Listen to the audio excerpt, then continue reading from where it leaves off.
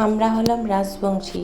টাকোয়া, ফক্তই, ছেঁকা, সেদল এগুলোই হচ্ছে আমাদের মেন খাবার, মানে ট্রেডিশনাল খাবার। তো হ্যালো এভরিওয়ান, আজকে একটা নতুন রেসিপি তোমাদের সামনে শেয়ার করছি। তো আমি কোনো দিনও দেখাইনি, আমার জন্যই নতুন। আর তোমরা হয়তো অন্য অন্য ভিডিওই দেখেছো যে এই রেসিপিটা। তো এগুলো চিনতে পারছো নিশ্চয়ই, এগুলো হচ্ছে টাকোয়া আর ঝিনুক। আমরা খাই, আমরা রাজবংশের জন্য আমরা খাই। আবার কেউ কেউ বলবে যে এগুলো কি খাবার খাচ্ছে, ছি ঘেন্না লাগে, কিন্তু আমাদের কাছে এগুলো খুবই উপকারিতা।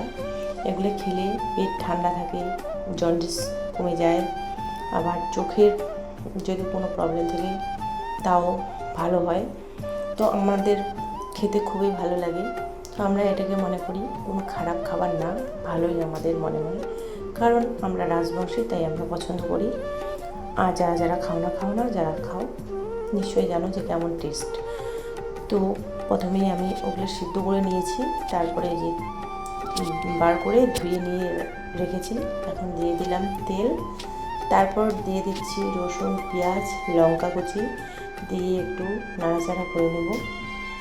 তারপর দিয়ে দেবো টাকোয়াগুলো, ঝিনুকগুলো দিয়ে আবার নাড়াচাড়া করে নেব। নাড়াচাড়া করে আমি আবার একটু উঠিয়ে রেখেছি, আর একটু আবার বেশি করে ভাজা করে নিয়েছি।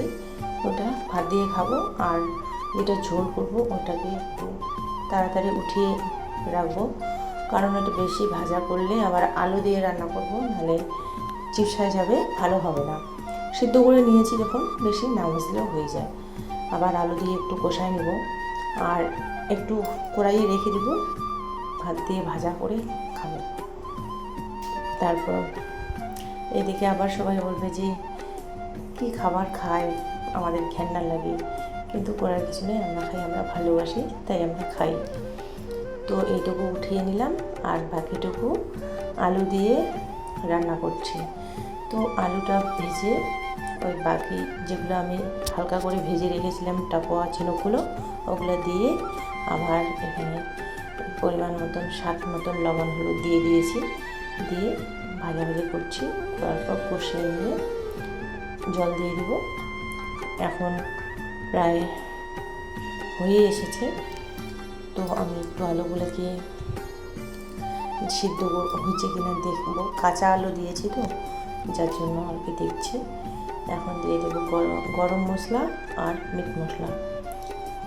তো তোমাদের কার কার এই খাবারটা পছন্দ কমেন্ট করে জানাবে। আমাদের তো খুবই পছন্দ, আমাদের খুব ভালো লাগে।